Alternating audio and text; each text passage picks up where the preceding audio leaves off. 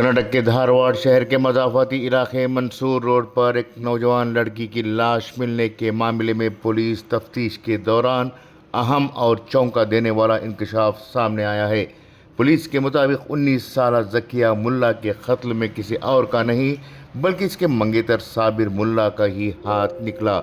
तफसीलात के मुताबिक ज़किया मुल्ला 20 जनवरी को काम की तलाश के लिए घर से निकली थी, ताहम अगले रोज़ इसकी लाश धारवाड़ शहर के बाहर मंसूर रोड के करीब एक डायरी के पास पाई गई।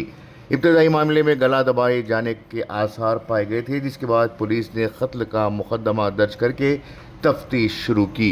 पुलिस की इब्तदाई जांच में इंकशाफ हुआ कि ज़किया मुल्ला और साबिर मुल्ला आपस में रिश्तेदार थे और दोनों एक दूसरे से मोहब्बत करते थे। दोनों ख़ानदानों ने इनकी शादी पर रजामंदी जाहिर कर दी थी और आइंदा माह मंगनी तय की गई थी।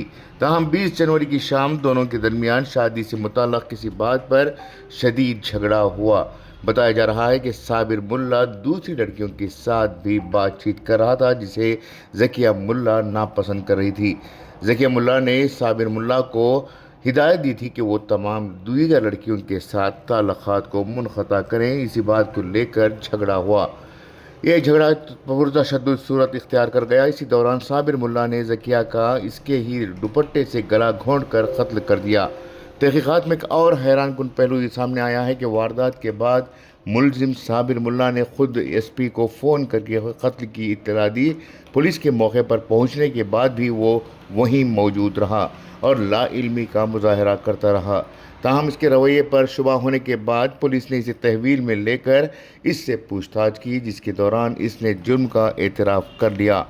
फ़िलहाल धारवाड़ रूरल पुलिस थाने में दर्ज मुकदमे के तहत साबिर मुल्ला को गिरफ़्तार कर लिया गया है और इससे मज़ीद तफ्तीश की जा रही है। पोस्टमार्टम के बाद मक़तूला की लाश क़ानूनी कार्रवाई मुकम्मल करते हुए विरसा के हवाले कर दी गई है। ये वाक़या पूरे इलाके में शदीद तशवीश और सवालात को जन्म दे रहा है, जबकि पुलिस का कहना है कि मामले के तमाम पहलुओं की बारीकबीनी से जांच की जा रही है। ब्यूरो रिपोर्ट, इनकलाब न्यूज़, धारवाड़। ಸಾಬಿರ್ ಅಂತ ಹುಡುಗಿದು ಫ್ರೆಂಡ್ ಕಳೆದ 3-4 ವರ್ಷದಿಂದ ಹುಡುಗಿ ಜೊತೆಗೆ ಸಂಪರ್ಕದಲ್ಲಿದ್ದರು. ನಮ್ಮ ಬಂದ ಮಾಹಿತಿ ಪ್ರಕಾರ ಅವ್ರಿಗೆ ಮದುವೆ ಮಾಡೋಕ್ಕೆ ಇಷ್ಟ ಇತ್ತು. ಆ ಮದುವೆ ಮಾಡೋ ಇಷ್ಟದಲ್ಲಿ ಸ್ವಲ್ಪ ಅಸಮಾಧಾನ ಆದರೆ ಸಾಬಿರ್ ಅವರೇ ಆ ಲೇಡಿ ಝಾಕಿಯಾಗೆ 20ನೇ ತಾರೀಕಿಗೆ ಸಾಯಂಕಾಲ ಮರ್ಡರ್ ಮಾಡಿದ್ದಾರೆ.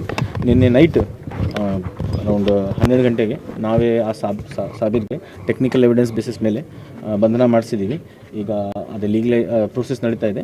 ಆದಷ್ಟು ಬೇಗ ಅವರಿಗೆ ಜೆಸಿಗೆ ತಲುಪಿಸ್ತೀವಿ.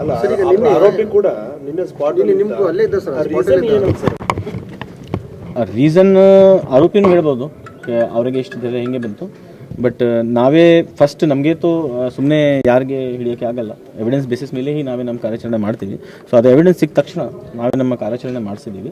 ಅದರ ಪ್ರಕಾರ ಆರೋಪಿಗೆ ಸಿಕ್ಯೂರ್ ಆಗಿದೆ.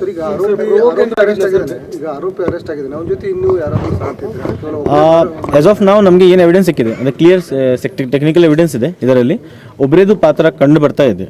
ಬಟ್ ನಮ್ಮ ಇನ್ವೆಸ್ಟಿಗೇಷನ್ ಯಾವಾಗಲೂ ಕ್ಲೋಸ್ ಆಗಲ್ಲ. ಈವನ್ ಚಾರ್ಜ್ ಶೀಟ್ ಆದಮೇಲೆ ನಮ್ಮದು ಯಾವ ಎವಿಡೆನ್ಸ್ ನಮ್ಮದು ಕ್ಲೋಸ್ ಆಗಲ್ಲ. ಹಾಂ, ಯಾವಾಗ ನಮಗೆ ಏನಾದರೂ ಎವಿಡೆನ್ಸ್ ಸಿಗ್ತಾರೆ ನಾವೇ ಓಪನ್ ಇದ್ದೀವಿ. ತಮ್ಮ ಹತ್ರ ನಾನು ಪಬ್ಲಿಕ್ಗೆ ಅಥವಾ ಯಾರು ಏನು ಮಾತಾಡ್ತಾ ಇದ್ದಾರೆ ಅವರಿಗೆ ವಿನಂತಿ ಇದೆ, ತಮ್ಮ ಹತ್ರ ಏನು ಎವಿಡೆನ್ಸ್ ಇದೆ ದಯವಿಟ್ಟು ನಮ್ಮ ಇನ್ವೆಸ್ಟಿಗೇಟಿಂಗ್ ಆಫೀಸರ್ ಹತ್ರ ಬನ್ನಿ, ನಮ್ಮ ತನಿಖಾಧಿಕಾರಿ ಹತ್ರ ಬನ್ನಿ, ನಾವೇ ಪರಿಶೀಲನೆ ಮಾಡ್ತೀನಿ. ಅದರ ಬೇಸಿಸ್ ಮೇಲೆ ಅಗತ್ಯ ಕ್ರಮ ತಗೊಳ್ತೀವಿ. ಆವಾಗ ಸ್ಪಾಟಲ್ಲಿ ಇನ್ನೂ ಇಬ್ಬರು ಇದ್ದರು ಯಾವಾಗ ಇದು ಕೊಲೆ ಆಗಿದೆ. ಸೊ ಇನ್ನೂ ಫರ್ದರ್ ನಮ್ಮದು ಇನ್ವೆಸ್ಟಿಗೇಷನ್ ಆನ್ ಇದೆ. ಸ್ಟಿಲ್ 24 ಅವರ್ಸ್ನೂ ಆಗಿಲ್ಲ, 24 ತಾಸು.